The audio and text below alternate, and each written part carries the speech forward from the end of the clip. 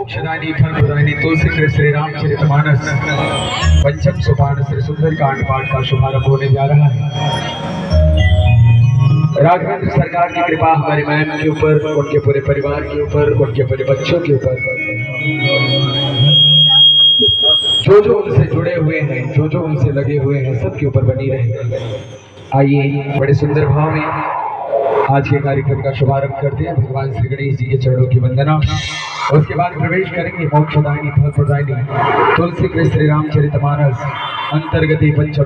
आज ये पूजन होगा।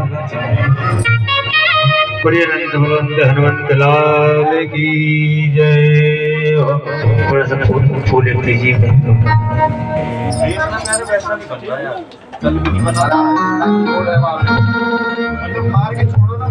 आ जाइए मुख्य यजमान, आइए सर।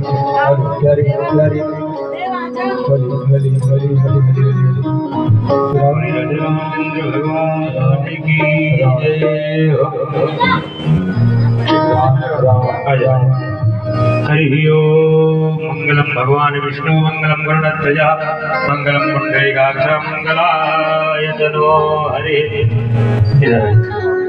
सर्वमंगल मंगल्ये शिवे सर्वाधिसाधिके शरण्ये त्र्यंबके गौरी नारायणी नमोस्तुते। हस्तौ वृक्षस्य